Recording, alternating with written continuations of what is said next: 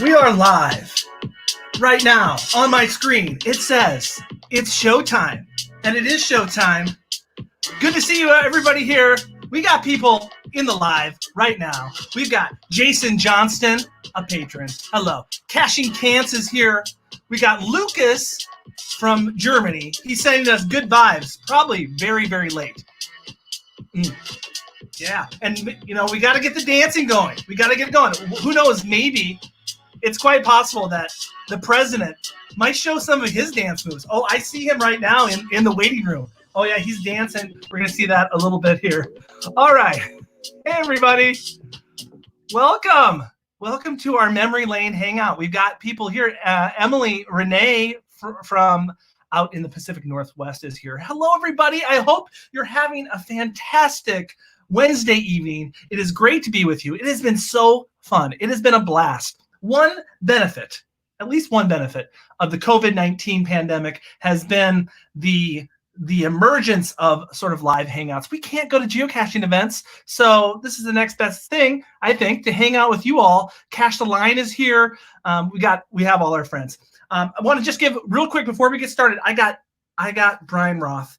He's here, and I'm going to bring him in real quickly, but first of all, I just want to give a big shout out to all our patrons. Thank you, patrons. You make this happen. You make this possible. So thank you for doing that. I'm not going to name you by name tonight because we got important things to do, and that is to get to the president.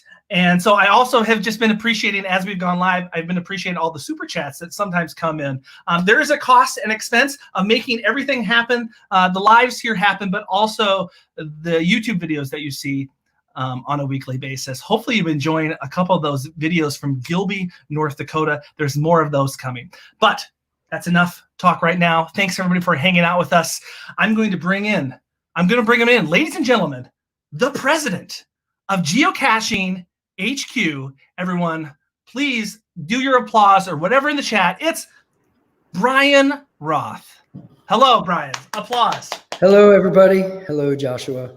Hi, Bryan. It is so great to see you. Just as you talk right now, it sounds like you are it's like an auditorium. Where are you broadcasting from this evening?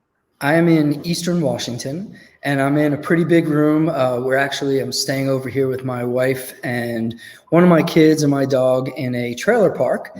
And nearby that trailer park is a wood shop, which happens to be the quietest place in the trailer park. It also has a little bit of an echo.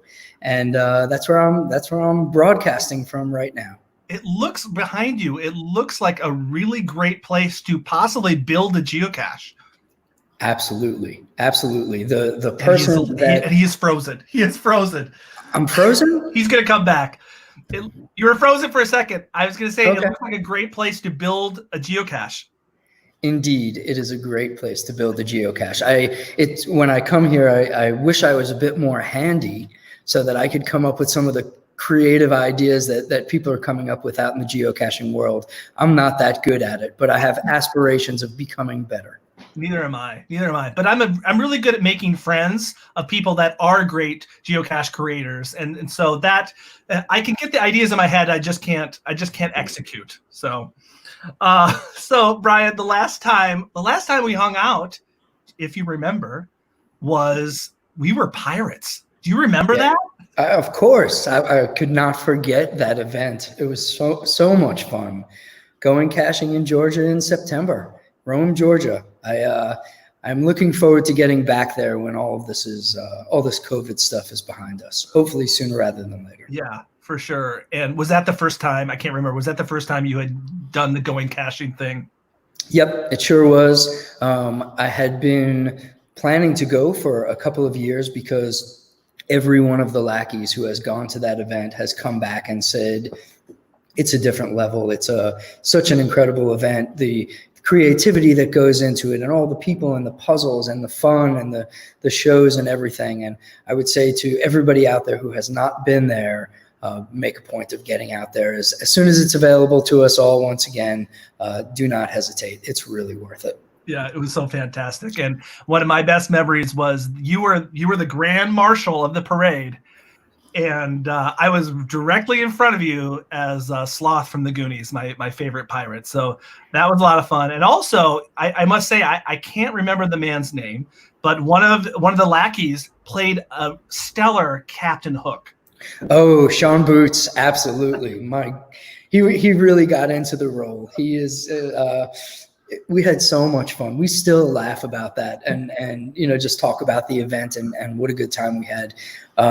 Sean happens to be the director of engineering at Groundspeak at Geocaching HQ, and as of August 12th, this coming August 12th, he will have been with Groundspeak for 16 years. Whoa! And so, yeah, I know. He is. Aside from me and Jeremy, he is the longest tenured lackey at HQ. And he started out, we hired him almost 16 years ago, and he came in and his first project was to build the waymarking site. Oh my God. Over time, he's done a variety of things. And oh goodness, I'm getting a phone call that I'm of course not going to take. Anyway, he has done a variety of projects, and he kind of worked his way through, and he's been a fantastic director of engineering now for a little over 3 years. Super fortunate to have him, and he can dance and he can get on his Captain Hook attire, and he was just so much fun. I remember at the ball, or the Pirates ball, at the the last night of the event, they announced the teams that won, and Captain Hook, our team won, and all he was doing, he was waving the flag and he was just yelling, "C is for champions," in a very Captain Hook sort of way, and it was pretty fantastic. It's so cool. He seems like a very talented guy. It surprises me a little bit that he's the director of engineering, because that seems like a very left-brained sort of job.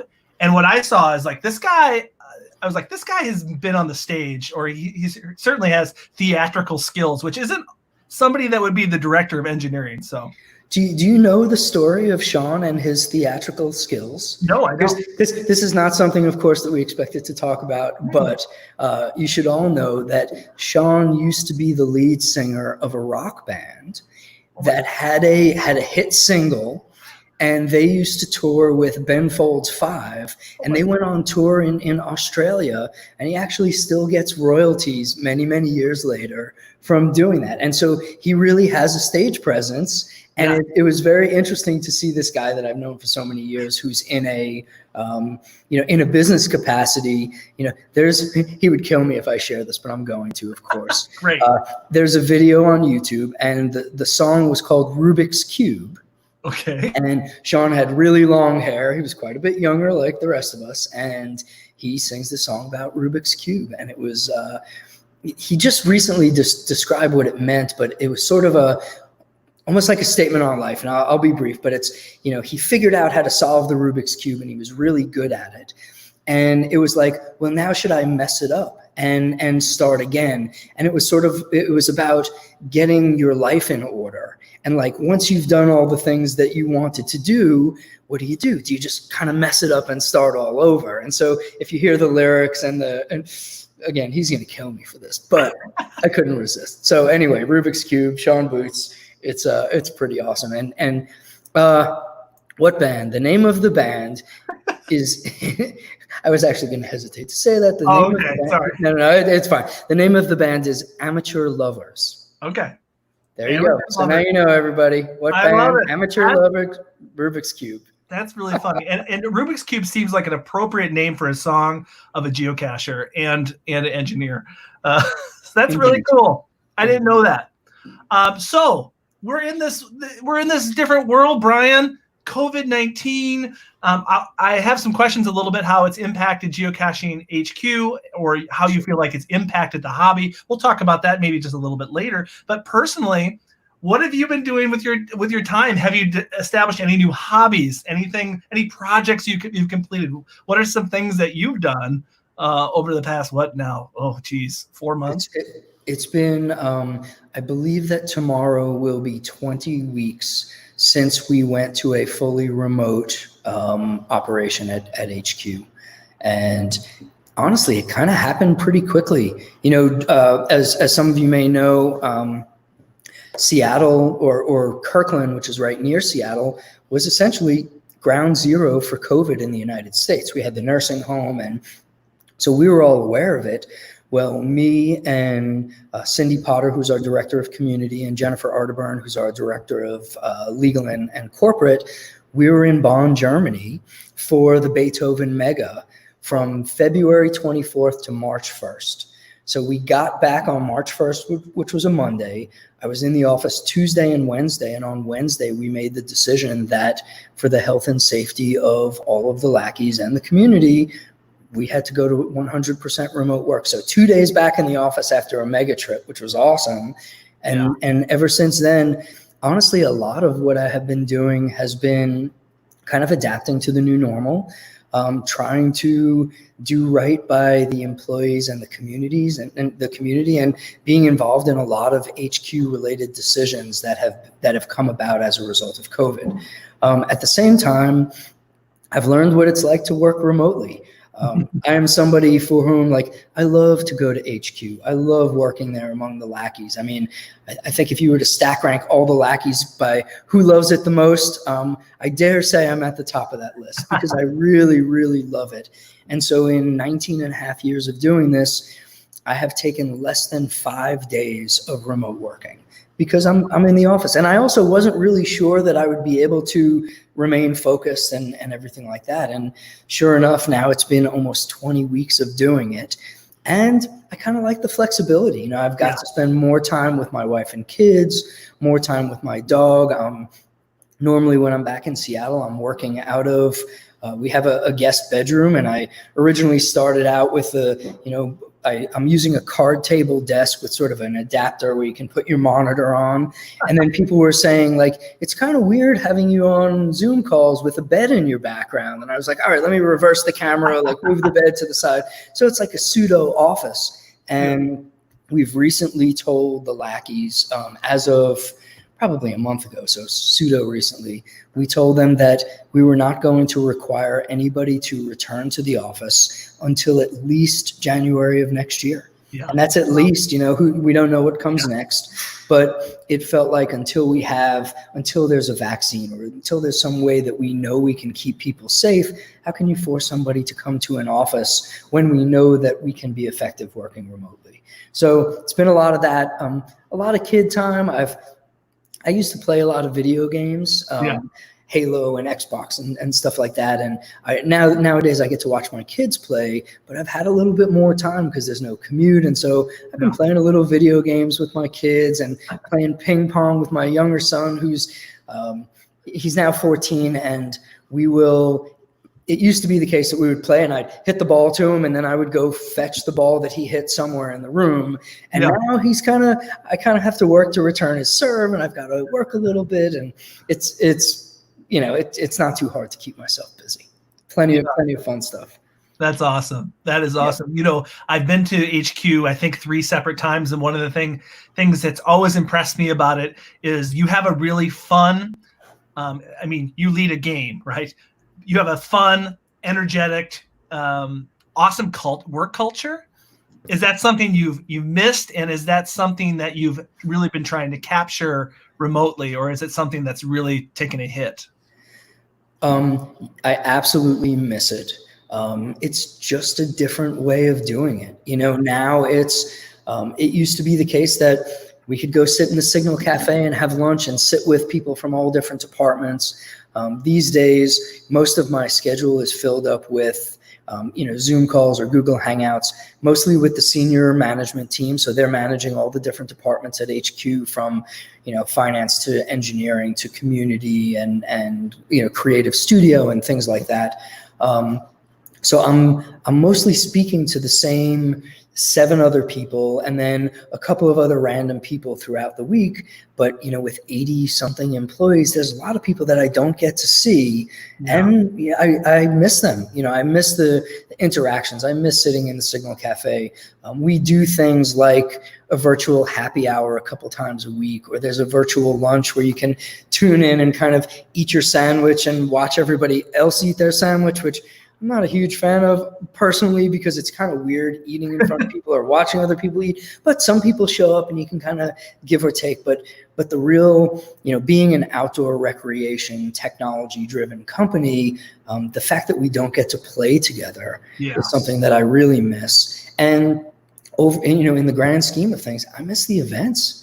I miss getting to go and hang out with friends that are geocachers around the world or locally and meet new people and all that. I would imagine it's similar for you and similar for all the other geocachers out there. For sure. It's the one thing that I try and keep in mind is that we'll get through it.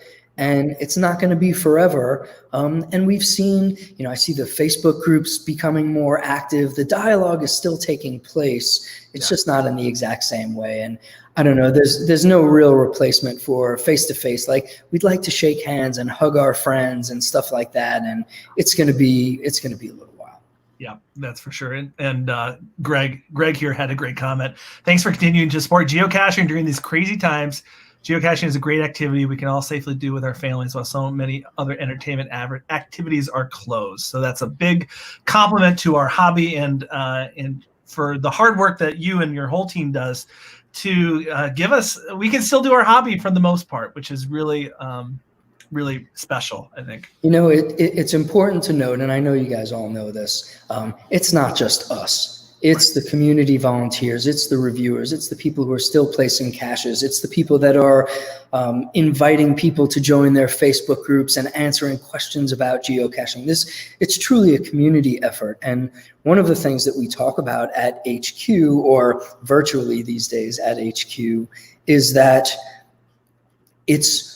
it's really special to be part of something that at a time when there is a lot of suffering out there and businesses and entire industries and individuals, everybody struggling with this in their own way. Here we are as this community, all of you, we are part of something that is helping to make people happier, helping to make people's lives better. And, in our own little way as a community, we're kind of changing the world. It's not a widget, it's not a specific product, it's not something that I'm doing personally or that this company is doing. It's that everybody is doing it. We're all creating this together. And it's nice to be part of something that's really positive at a time when there's just so much negative stuff out there. We don't take it for granted. We really feel fortunate to be involved. And so, I appreciate the gratitude, but the truth is we're thankful also. We're thankful to be in a position where we can contribute and where we can keep doing the job that we love to be doing. Yeah, so true. I have that, in my little corner of the community, I more than ever, the purpose, the reason I put videos up on YouTube about geocaching is to ultimately to inspire people to do it, to go outside and do it. And so the fact that, we'll talk a little bit about TikTok in particularly, the fact that people are getting out and discovering it for the first time 20 years later is crazy and blows my mind, but it brings me just a lot of happiness to be able to introduce the activity to so many new people. But we'll talk about that a little bit. We got to get to our topic. All right, which one do you want to talk about? This has been this is really exciting. I mean, we could talk all day about the effects of our world and geocaching's place in it, but I'm really excited. I really love this idea of, and I got it currently out of stock, right? Right on. Yes, it is. This is the Memory Lane Geocoin, and I love this totally reminds me of Candyland right here. Yep. But the current geocaching promotion, and a lot of people watch my videos that are new to geocaching. If you don't know what a geocaching souvenir promotion is, every once in a while, the good people at Geocaching HQ put out, I guess you would probably do better explaining it. I'm going to try. Tell me if I miss anything. But essentially a challenge to find caches or certain types of caches. Often there's points involved. And when you get a certain level of points, you get a digital souvenir, which is essentially like a badge on your geocaching.com profile. And the cool thing about it is that I think it motivates people. I'm sure you're seeing this on your end. It motivates people to get out and go geocaching, which I assume is the ultimate goal. So the current one is, the theme is Memory Lane, because geocaching.com 20th anniversary, and you are walking down memory lane with the history of geocaching. So again, if you're new, the souvenirs are the first geocache hidden. You get 10 points, you get that. The first Geocoin, which is at 50 points. First mega event, which is at 100 points. 1 million caches hidden at 200 points. And then 20 years of geocaching, which is, I think, 250. So the first question I have for you, I'm putting you on the spot, Bryan, the Prez. Have you completed Memory Lane? No, I have not yet completed Memory Lane, but I will complete Memory Lane. And let's just say you have more time than ever to complete. It's true. It's true. You know, that was one of the things that was a big change with our promotions. We've done spring promotions, and we do summer promotions also. I can tell you that there's one coming in August. No, I can't. I'm not allowed to provide any more details, but there's something coming for the summer. Wait a minute. Wait, can I stop you there? You're saying to me that there's going to be a souvenir challenge happening within a current souvenir challenge. Is that right?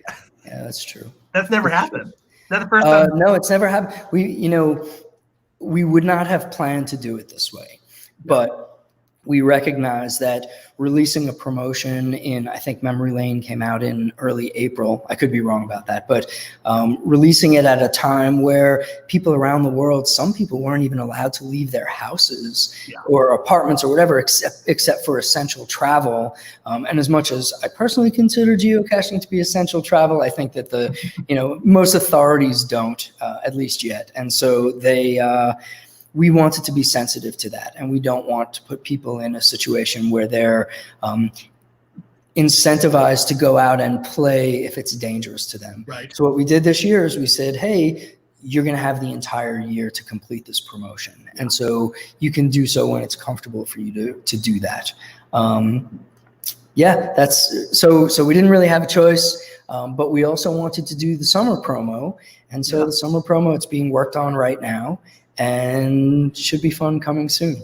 Oh my gosh, that's awesome. That's news to me. Maybe exclusive knowledge that there will be a August or around August another souvenir. That's really exciting, and it's great considering that the big event, the event that so many people were so excited, had their plane tickets for. Speaking myself, the big 20th anniversary, which is moved to next year, is. So it's nice to have something like that to look forward to. Absolutely. Yeah, I mean, look, there's so much to look forward to. Yeah. Because as I said, again, we're going to get through this at some point. We will be back celebrating together at megas and gigas and small events at pizza places and parks and all that.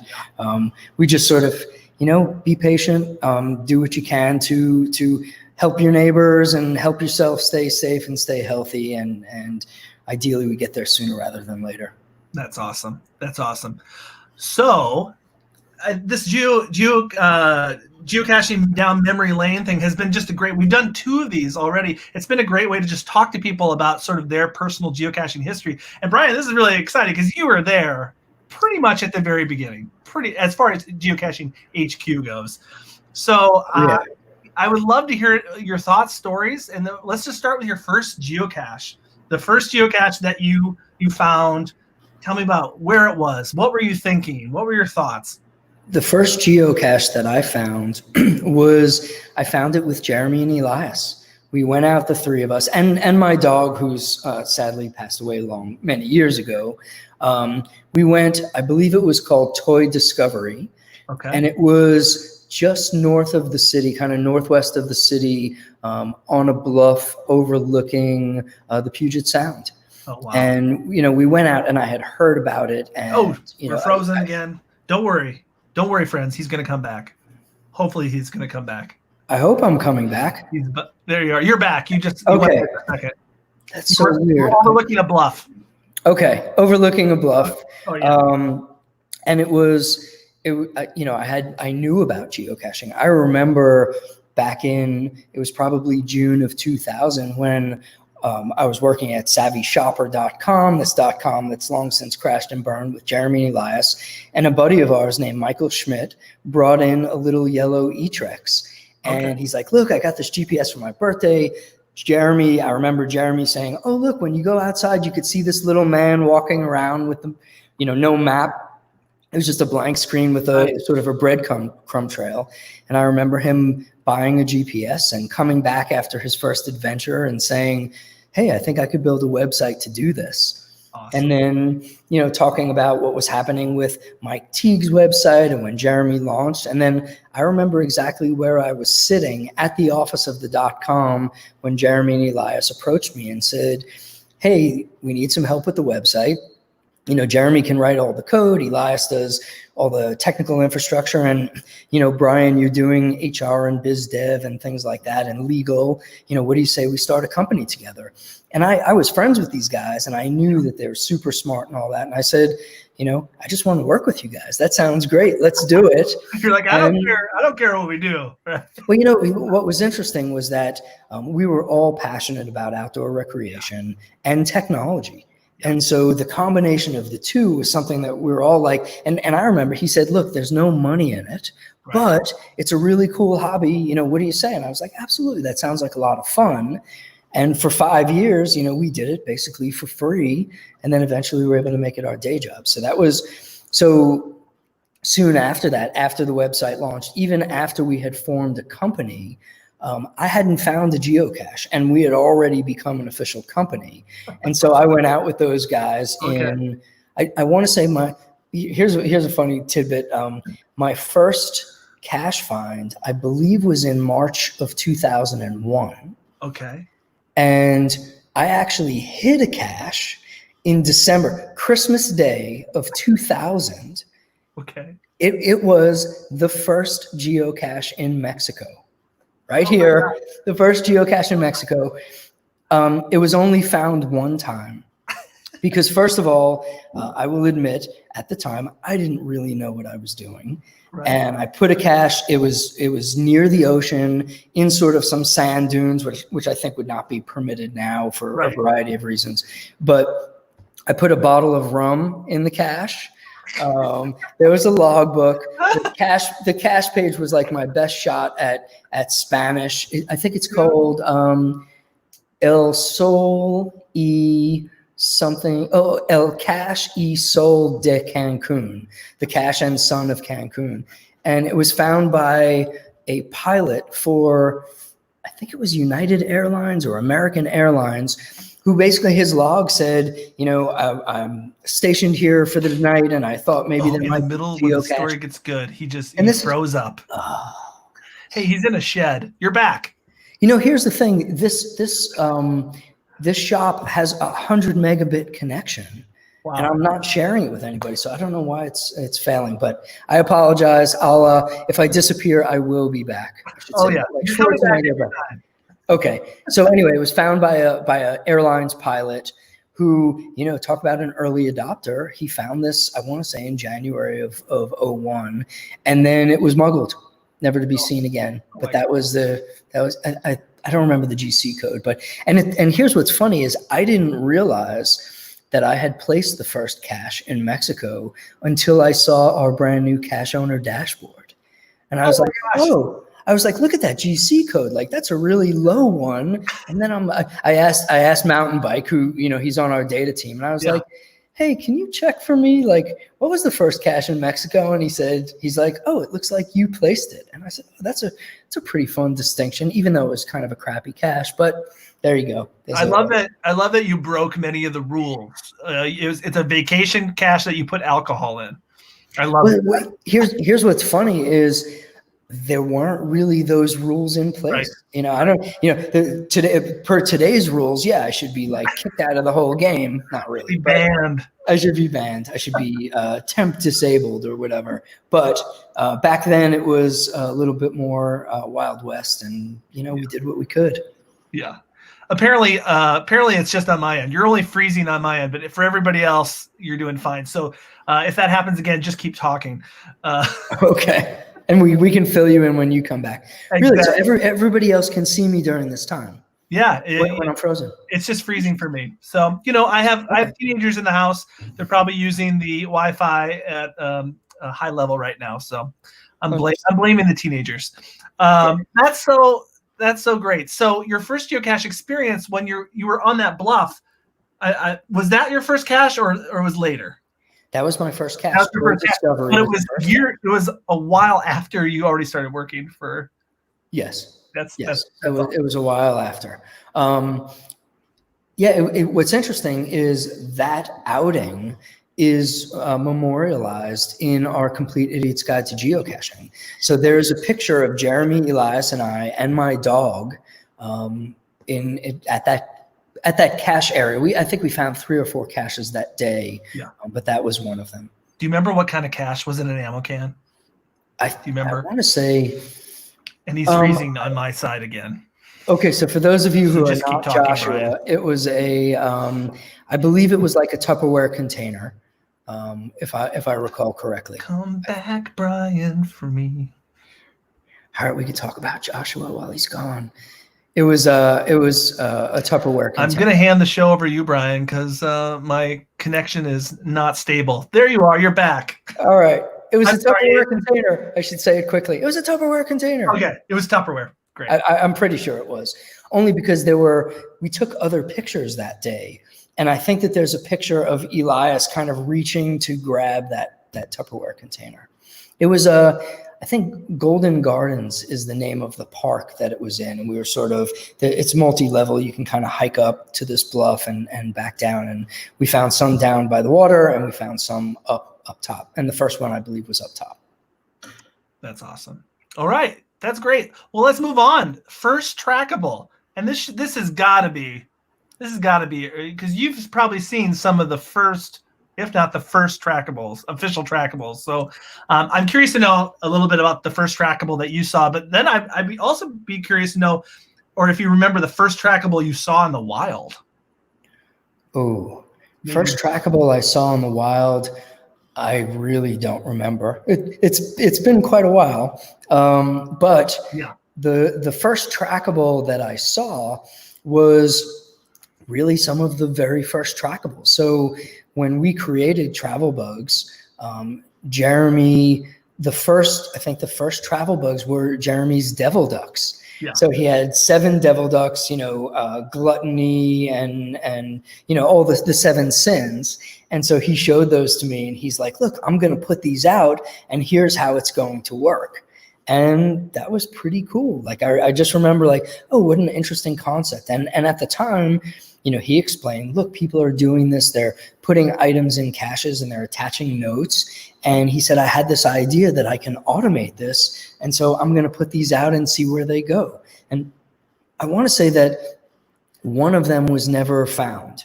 I believe that's the story, that one of them was never found. And the other ones traveled for a while. And I think he still has at least one of them that ultimately made its way back to him. Oh, that's cool. Yeah. Another funny story about Travel Bugs for anybody that's interested is it used to be the case that we would have the Travel Bug dog tag and it would come with a copy tag. Yes. And we would get, they would come, we would get them shipped in these huge boxes of like 10,000 of them. And what we got metal tags. And you had a Travel Bug tag and a Travel Bug copy tag that had the same number printed on them, which we ultimately figured out was really time consuming and challenging.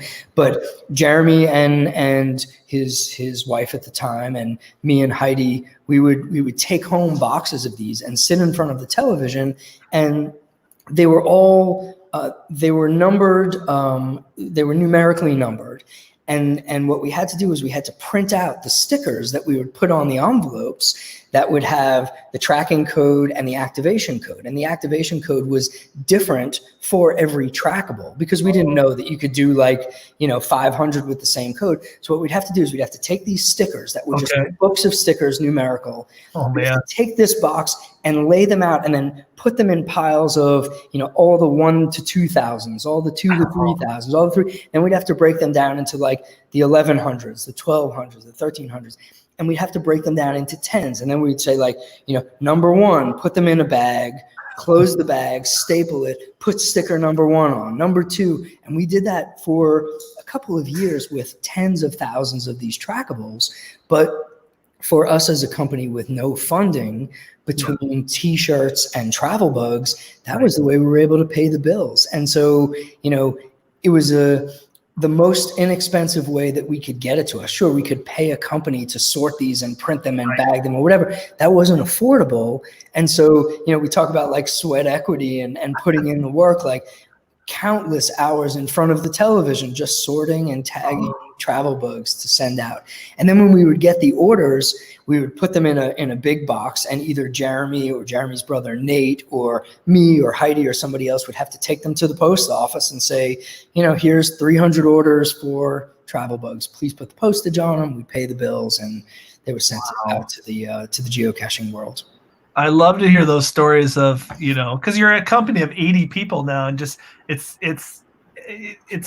for people that are thinking about starting a business, everything starts at that sort of grassroots level where you're, doing things as the president or the CEO, you're doing things by hand in your living room. So how is, you mentioned Jeremy's ducks, but how is that related to Chad Courtney mountain bikes, Geocoins?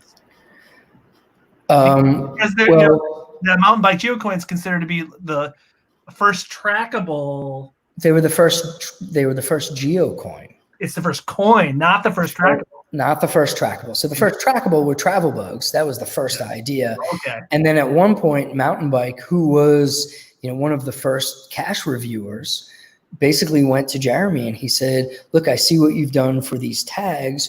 Would you let me get some tracking codes to put on coins?" And as a way of saying thank you for all of his help and everything, and Mountain Bike was working for Microsoft at the time in their flight simulator department. Jeremy, he was so Mountain Bike, his account number, I want to say he's like user number 24 out of, over 19 years, there's millions and millions of accounts. So he was 24.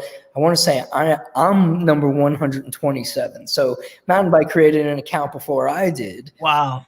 So he was very, very early adopter, and he was really helping out. And so Jeremy said, "Sure, I'll give you some codes, put them on your coins." And all of a sudden we had trackable Geocoins. And then we talked to, I think there was like USA Geocoins, and a bunch of other people started producing them, and we started selling the codes. And then selling the codes became another revenue source by which we were able to support ourselves and hire the first, couple of developers, and Sean Boots, for example. That's so cool. So Mountain Bike created the first Geocoin before he started working for the company. Is that right? Oh, yeah. Yeah, way before. Okay. So do you want to hear the story about how Mountain Bike got a job at HB? Yes, I want to hear it. Okay, so we had known Mountain Bike. So Mountain Bike's, one of his first geocaching events was GC26D6. November 18th, 2001. It was a potluck and quilting bee event in Marymore Park in Washington State. And I know the details of that specifically because that's where I met my wife and my adopted son, Dylan. Oh, wow. So that was the event. It was Mountain Bike's event. That's so great. Yeah, really, really kind of crazy. But so I met Heidi and Dylan at Mountain Bike's event, the Washington State quilting bee and potluck and whatever. And we were friends, and we had seen each other at events, and he would come in and talk to us every so often. And we were just, mostly online friends at the time, through email and things like that. But there was one point, this is in the time of Facebook, so that kind of dates it a little bit later. Right. But I saw, I had heard that Mountain Bike was, Microsoft canceled their flight simulator program. Okay. So they laid off the whole flight sim team. And Mountain Bike posted on Facebook something like, and I can't quote it directly, but it was essentially like, "Hey, I'm at this job fair and it's slim pickings for SDETs, software developer, engineer, and test." Yeah. And I noticed it, and I went to Jeremy and Elias and I said, "Hey, we've talked about hiring an SDET, and I don't think there's anybody that knows our website better than Mountain Bike. What do you say we talk to him?" And so we brought him in and we said, "Hey, do you want a job?" And he was like, "It sounds like a dream job, combining my passion and my job." Yeah. And so now he's been with us for, I don't know, 10 years, something like that, over 10 years. And so, if you think about it, he helped out really early. his event was responsible for me having my family. And in a way, like me seeing him on Facebook posting about this is responsible for his job. So it's like all this intertwined kind of good fortune, I would say. But that's how Mountain Bike got a job at HQ. I lost you again. Oh, goodness. Well, hopefully nobody else lost me. No, I'm sure they didn't. You could hear me again. So that's how Mountain Bike got a job at HQ. Yeah, that is so cool. And speaking of geocoins, you mentioned meeting your wife there. Look at this beautiful, yes. beautiful little trackable. That's your favorite. Yeah, that's the 15-year anniversary coin. So every 5 years. So on November 18th of 2006, we did a 5-year anniversary event. November 18th, 2011, we did a 10-year. And then in 2016, we did a 15-year. And, the plan is November 18th of 2021. And the fun part about the event is it's the same location, the same date, and the same time. Uh-huh. And so sometimes I want to say it's on like a Tuesday, sometimes it's on a Thursday, and we just say, hey, community, please show up. Yeah. And then we make a new coin every 5 years, and that becomes my personal coin. And everybody who shows up to that event gets a coin. And then I use those as a personal. I'll give them out, to people I meet throughout the next 4 to 5 years. That's amazing. Geocaching, I mean, more than one way. Geocaching has really changed your life. And that's a great segue because the next is first events. So was your first event can you remember your first event? November 18th, 2001. That was it. That was my first event. And I don't think that there were many events in Washington State before that. I could probably ask John, he would know. But I remember Jeremy reaching out to me. He called me and he said, hey, there's a geocaching event taking place at Merrimore Park, which is it's like 40 minutes from my house, not too bad. And he said, I have a big geocaching banner. I could use some help putting it up. And, what do you say? And I said, I was like, oh, I don't really want to drive 40 minutes, but okay.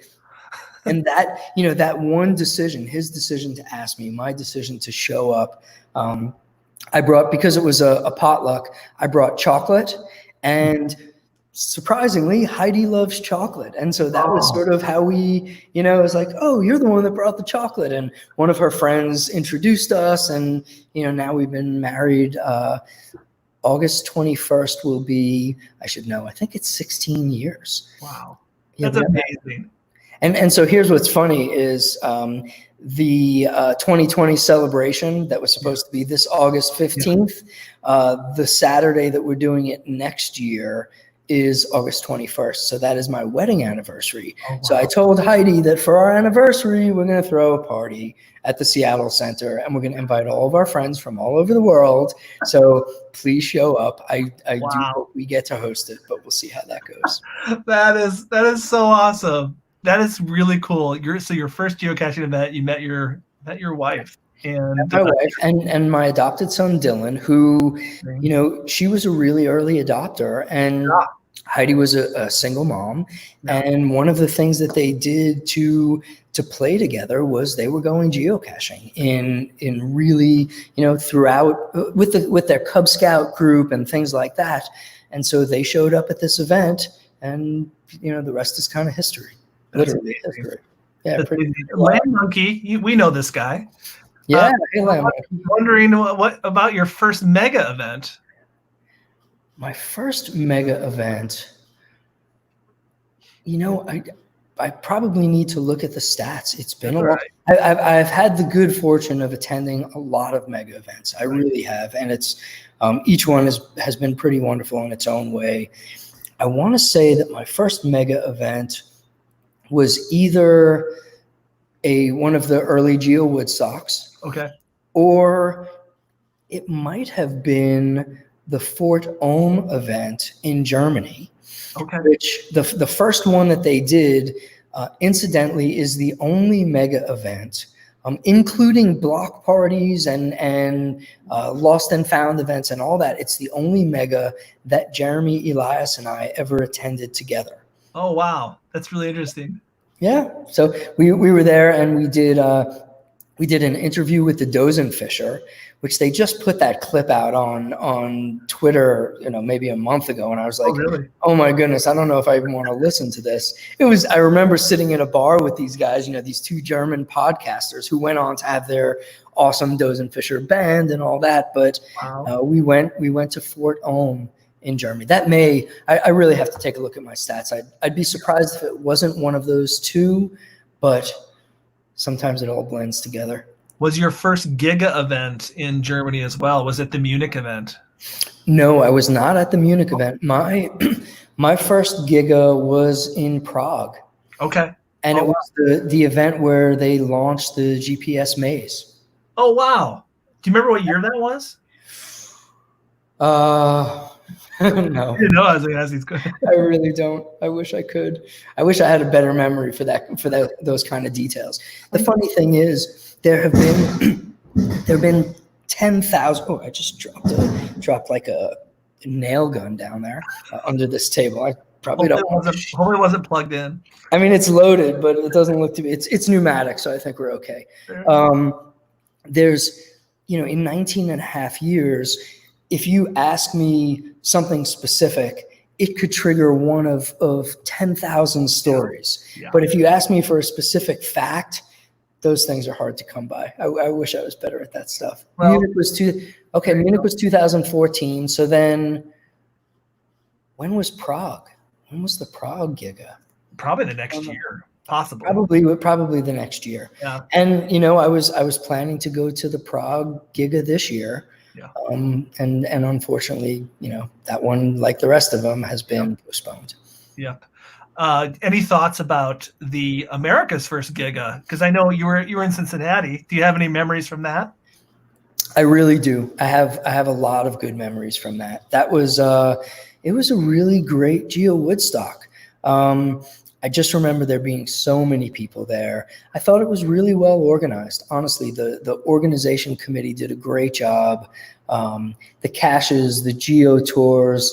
I really wanted to check out the amusement park, but like you, I would imagine we get kind of busy at those events, and it's so much fun to talk to geocachers and kind of hang out with friends and make new friends and all that. And so it was really nice to have a Giga in the United States. Yeah. It really was. It was so exciting, and yeah, remembering that day myself, it was probably one of the most exhausting days of my life. Really, just like the social interaction. It was nonstop for hours, but it was so much fun. And it was really cool is that, we have a good chunk of people that make geocaching videos on YouTube, and we all met together. I don't know if you knew this, but we all met together, like 30 of us all met together. It was probably the biggest gathering of vloggers, geocaching vloggers, ever assembled. And I'm not sure if we'll ever get anything that big again, but it was awesome. That's really cool. Yeah, it was cool. So yeah, it was great. It was really hot. It was hot. Like the temperature was super hot. I remember I was doing an interview that was like a local newspaper or something, and I was standing with Jesse Tuttle, AFK geocaching, and he's got his crown on at the event, of course. And I just remember like being filmed, thinking like, please don't be sweating. Please don't be sweating. Like it's just too hot. But it happens. It was humid too. That's a part of it, is the Midwestern humidity along with the heat. So we have 12 minutes. This has been an awesome conversation. We could probably talk for a really long time, but let's talk a little. I would love to hear a little bit about what you're excited as far as the future of geocaching, as it relates to the 20 years. Yeah. What's for you? What's pumping you up about Geocaching HQ, the state of geocaching right now? I'm really curious. I'll say, briefly about Geocaching HQ. If you had asked me pre-COVID, like, would you be willing to do an experiment where we take a week and have everybody work remotely for a week? I would have said, that sounds crazy. Like, no way. Like, I don't know that we could do it. How are we going to be effective? How are we going to communicate? All that stuff. The lackeys have stepped up. It has shown me just how resilient and hardworking and positive the internal community can be, and really the desire to serve the global geocaching community. That's awesome. And it's been really exciting. And the truth is, like, it's been a lesson that I never would have tried. I don't think that I would have had the fortitude to go into something like that, because I was of the opinion that, hey, being in the office, it's critically important, face-to-face, etc. And so it's been an education. We are benefiting from this lesson at a time where globally companies are benefiting from this lesson. Everybody's learning, and the paradigms are shifting, and we're learning how to do video conferences and how to change your background if the kids keep coming in or whatever it is. So that's been really cool. Yeah. The second thing, like how I feel about what's happening, is that I really appreciate that we're not standing still. We've had plans of saying, like, we're not willing to let geocaching sort of just be what it has always been. Right. And I know for some of the old timers, it's like, oh, I don't want it to change, whatever. It's right. Changed. Of course it's changed, because more and more people have come to the game. But how do we leverage new technology? How do we take new ideas and actually innovate? And I think that the Adventure Lab platform is an example of us doing some of that. As of today, I think that there's over 5,500 public adventures around the world, and there's more being added every day. And I think about the ability of that platform extension to engage people in a different way and give them a new way. I just recorded yesterday with Chris at HQ, the HQ podcast. And one of the things that I said, we were talking about Adventure Labs, and I said, I'm seeing so many out there that I want to do. And one of the ones that I mentioned is the Prince one in Minnesota that you created. I want to come to Minnesota and I want to do that adventure. And I want to go to Turkey and do the James Bond adventure. And I want to go to, Virginia and do the Antietam battlefield adventure. There's some really cool ones. So what I can also say is we have more stuff that we are working on that is innovative. We have new things that we are going to bring to this game, and we just want to delight the community. We want to give people a broader tool set for creating, sharing, and playing experiences and adventures around the world. And we know that when you put cool tools in the hands of this super creative global community, the results are extremely positive. The results are, I hesitate to say game changing, but literally they're game changing. And you find with geocaching, there's so many different aspects to enjoy. There's the creative cache hides, there's the finds, there's the statistics, there's the trackable collectors, there's the puzzle cache creators, there's the all these multiple facets. And as we can add more opportunity through promotions and new features and new functionality, the cache owner dashboard was a really big release last week. And that's something where, as a company, we're not going to rest on our laurels. We want to go out and we want to keep going, because one of the other things I said to Chris is that, at some point, if I ever have like great grandchildren, I want them to be able to play this game in whatever form it has become, and ideally be able to share it with the world. And so I'm excited about that. I'm excited that this is it's a living ecosystem. We play one part of it. You and the other 30 plus vloggers play a really important role, and the podcasters and the volunteers and the reviewers and the people that find caches and write great logs. There's so much contribution that's going into it. The retailers that are making products for it, the coin manufacturers, all that stuff, that is a community effort. And when you take a community where, I've said this before at Megas, so maybe people have heard this, at a time in the world where there's a lot of things that divide people, whether it's politics or economics or religion or you name it, there's too much us versus them out there. And geocaching is not like that. Geocaching is, you are all welcome. It doesn't matter who you are. If you express an interest in geocaching, you will find people, and this, and everybody here probably knows this, you will find people saying, hey, welcome. Come out with us. We'll answer your questions. We'll show you how to play. We'll give you the tips and tricks that we've learned over time. And to be a part of a community where there aren't those barriers, where the walls are taken down and there is no us versus them, it's just us, is something that is really, really powerful, especially today. And so I know that we feel this at HQ, but it's an honor, it's a privilege to be part of it. And we want more people to hear about it. We want more people out there playing. Like, our mission as a company is to inspire and enable exploration, adventure, and community. And so everything that you will see us do is really focused on doing that, inspiring it, with promotions, with engagements, and enabling it with current tools, new tools, modifications to old tools. We know that this game can continue to evolve in a positive way, and we're determined to do it in the right way to support the global community, because as a global community, like, we're all worthy. We deserve something that's so wonderful. So let's keep doing it. That's so awesome. I really love that you said you want to inspire more people to get out and play. And that sort of goes to my next question. With COVID-19, it seems to me, at least from where I'm sitting, there has been a spike in growth in geocaching. And I'm sure you're seeing the numbers on your end of downloads of the geocaching app. And the reason I'm realizing this is I downloaded probably about 5 months ago a little app called TikTok and started sharing some of my geocaching adventures. And I was just encouraged to see the amount, especially the amount of young people that are really curious and intrigued. And I literally could spend all day explaining on TikTok to kids, primarily kids, but not only kids, young people, young adults, what geocaching is. So I'm just curious, are you really feeling that on your end? Are you seeing a big spike in interest in the hobby? We are.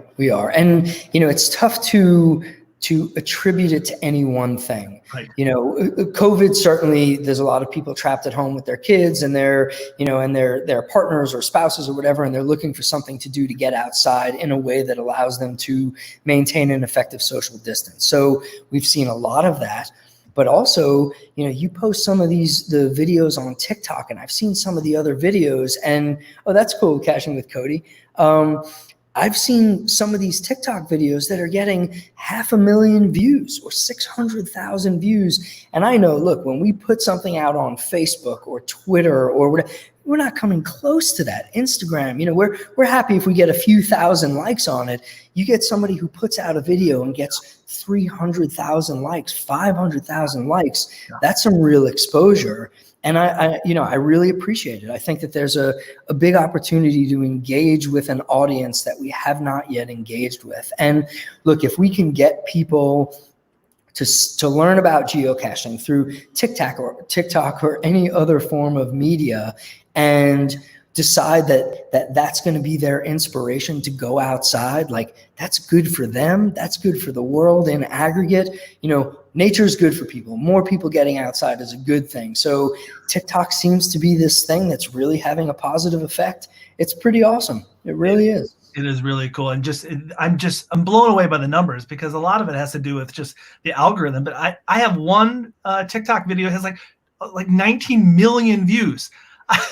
19 million 19 views million on one video. And Bryan, I've been on YouTube for almost 10 years, grinding every single week. I haven't missed a week of putting out a geocache video, and I've never seen numbers like that. So it's staggering. Yeah. It's a different scale. It really is. It's amazing. It's amazing. Well, sadly, we are out of time. I have all these questions. I'm gonna have to email you, or maybe if you have time, have you back on again. People are really curious about. People are very excited about the dashboard. I'm just gonna say that it was a gift to the geocaching community that, for me personally, I didn't even know that I needed it. But now that I have it, I'm so glad I have it.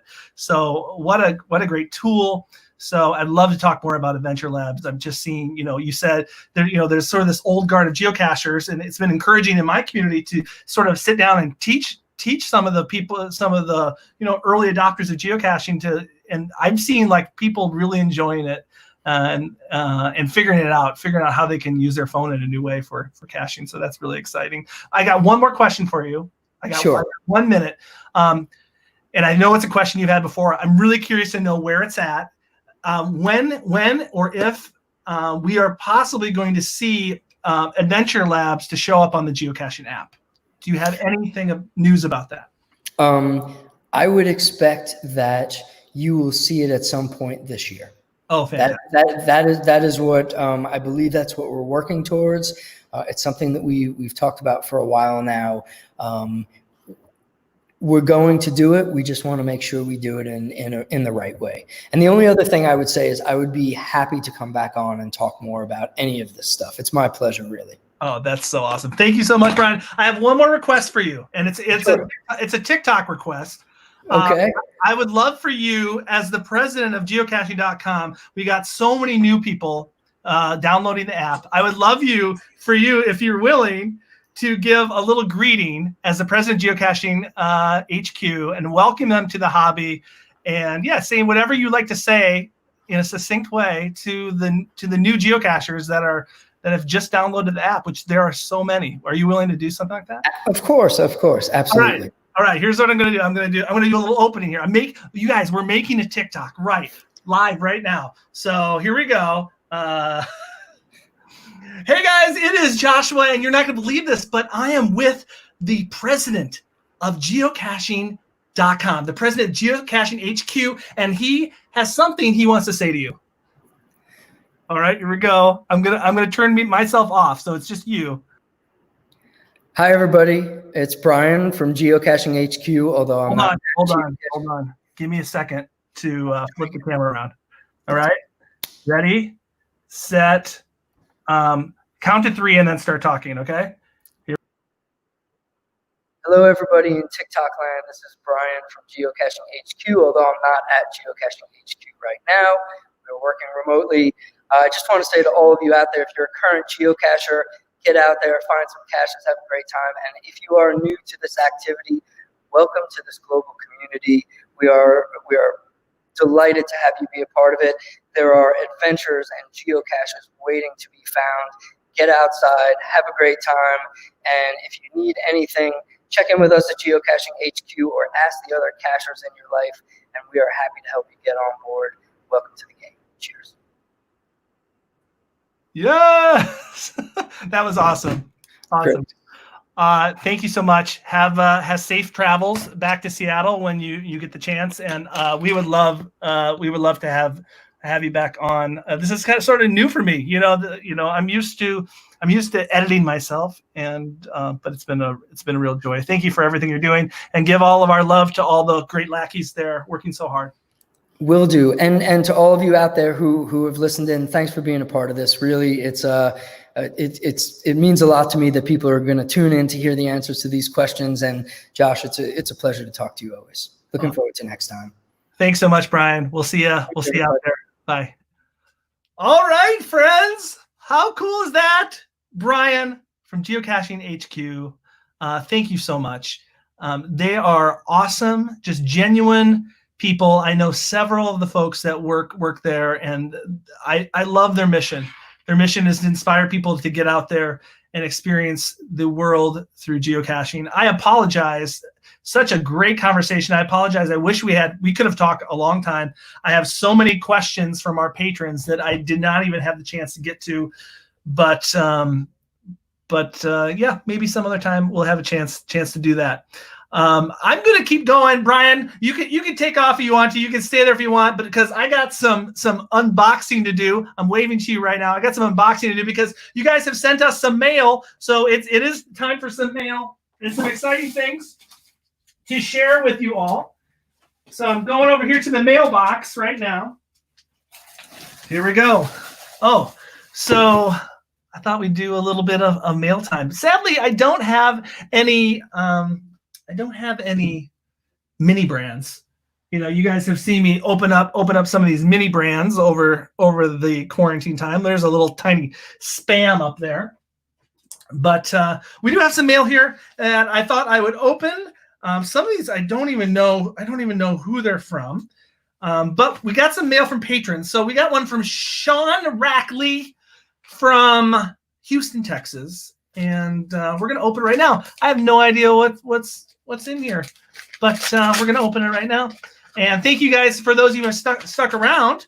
I'll try to keep my eye on the chat if you have any questions. Oh, Brandon has a question right now. When does the Geo Challenge of the Month submissions end? It's at the very end of the month, so that would be July 31st, and that is a Friday. The Geo Challenge of the Month is to submit a picture that is inspires geocaching, that encapsulates the spirit of geocaching. So there it is.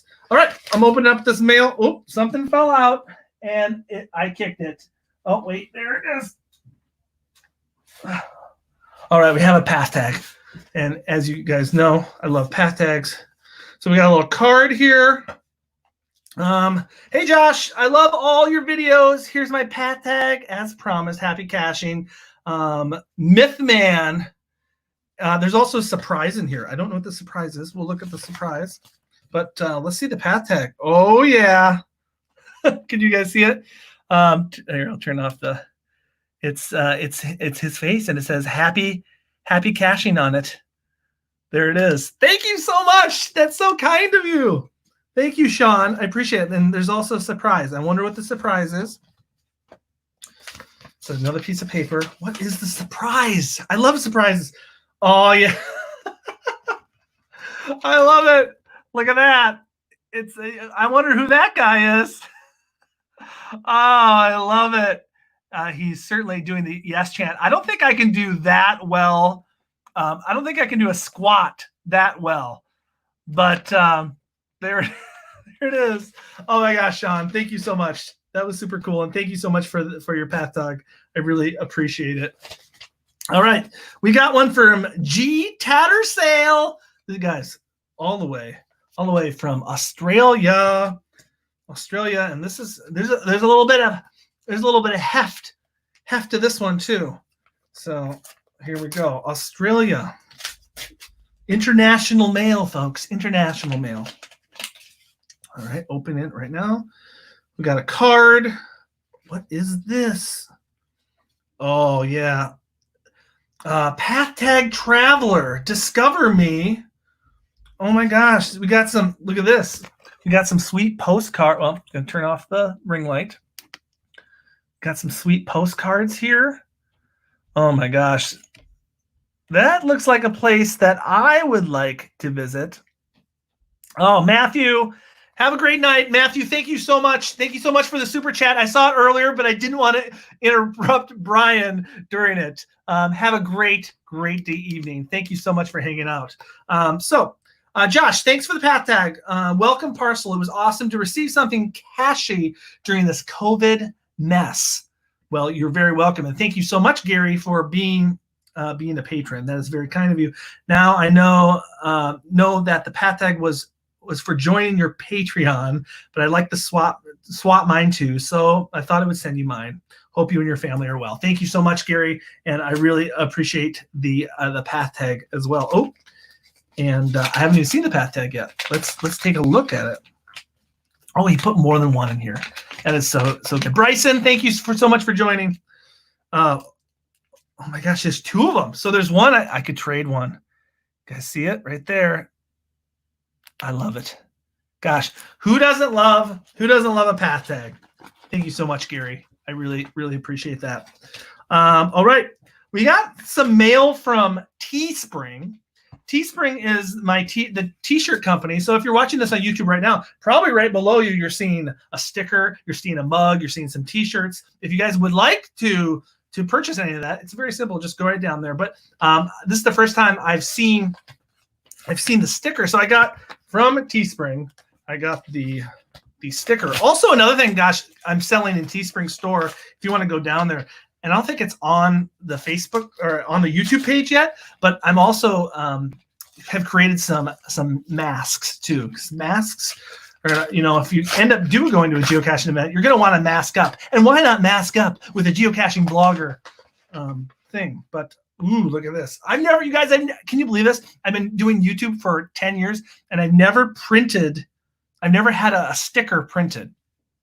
Oh my gosh, it's a die-cast printed sticker. If you want one, folks, they're right down there. And it's glossy, and it's a pretty high quality sticker. This sucker is it's going on my luggage. I put all my geocaching stickers on my luggage. So geocaching vlogger sticker, if you want them, it is like, if you go down there, you see the price. It is pretty, I mean, for a sticker, that is pretty pricey. I get that, but every time you order one, they print it. It's not like I've printed a ton of them. So that's just how it works. You order one, they print it, and they send it to you. And this is, I'm impressed. I'm impressed with the quality. This is the first time I saw it. But yeah, I might, I have considered printing a bunch of my own stickers, but then the problem with that is that I have to end up shipping them. Here's another item from Teespring that just arrived, and I was pretty impressed with this. Yeah, Caching with Cody says die cut stickers are always expensive, but look at this, guys. Oh my gosh, this is pretty cool. Another product I've never ordered, but I thought as a part of the Teespring store. Look at, ooh, I should turn the ring light off, maybe, possibly. Doesn't help, but geocaching vlogger coffee mug. Ooh, voila. It's pretty cool. I like it. I'm going to drink some beverages out of this. So that's below too. And also we're doing masks as well. So that's all we got for mail. Oh my gosh. Thank you so much, everybody, for joining. I hope you had a good time listening to Bryan and some of his stories. What a great guy. I really, really appreciate him. Yeah, Cache Lines always wondered what the mugs from Teespring. It's pretty good. It's like super like shiny. It's like shiny, glossy. I might consider making the logo maybe a little bit bigger, but I was pretty impressed. I was pretty impressed with the mug. I like it. If you guys have any, I have maybe 5 more minutes. If you have any questions right now, I will answer your questions in the chat. Let's give a long round of applause to Caching Cants. 800 caches today. Well, great milestone. Fantastic. Kunibud, thumbs up to you. Bryson is asking, when is the next time you're live? Well, the pattern has been every other Wednesday. For a while, it was like every Wednesday, but now life is getting a little bit busier again. So now it's been every other. So not for sure, but probably the next one will be 2 weeks from today, the 29th. But hey, we got some great videos. Oh my gosh, some great videos coming up from Gilby, North Dakota. We're going to have another one popping up this Sunday. So that is pretty awesome. So Caching with Cody is applauding. I'm sure he is applauding. Oh, look at this. I didn't see him in there, but Gary's in here. Gary, thank you so much. Thank you so much for the path tags and the note. Have a great rest of your day in Australia. And it is probably Thursday. He's a time traveler. He's ahead of time. So that's fantastic. Julia's asking, do I still have quarantine in Minnesota? Depends what you mean by that. The restaurant.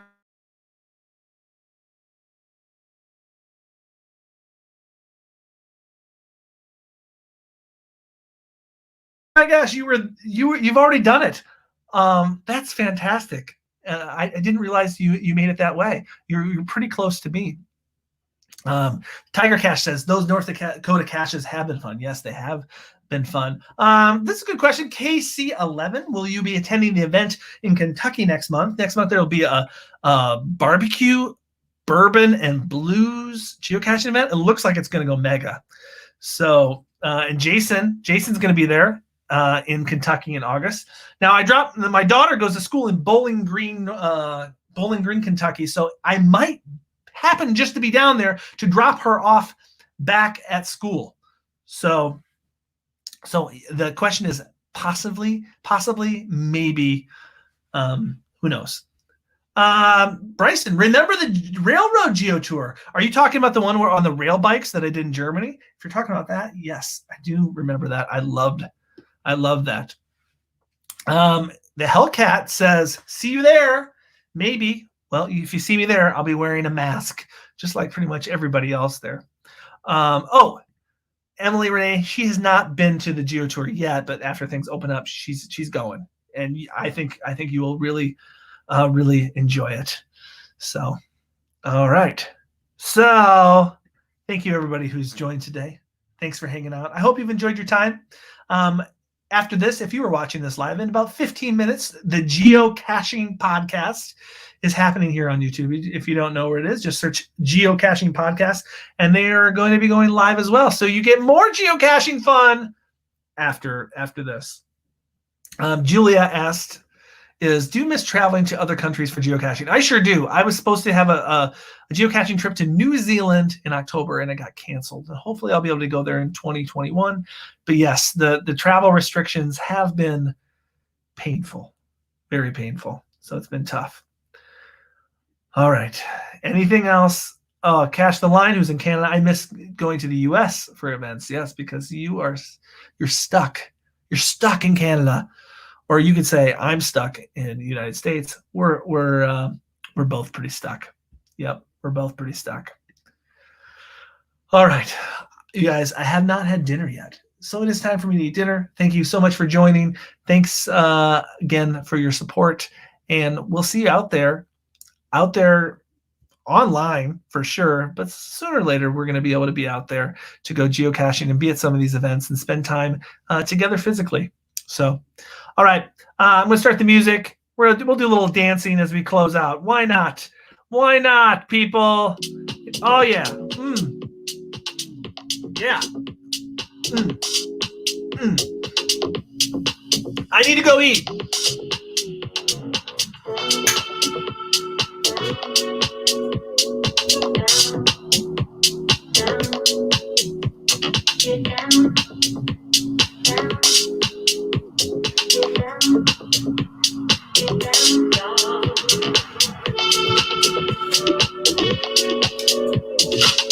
E.T. says goodbye.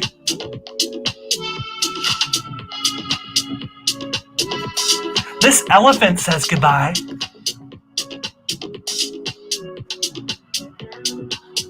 If you haven't thumbs up the video yet, go ahead and do that.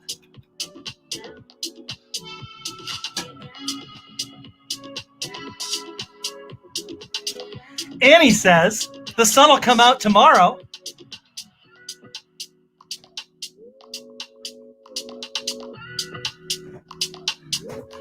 Alvin says, thanks for joining us.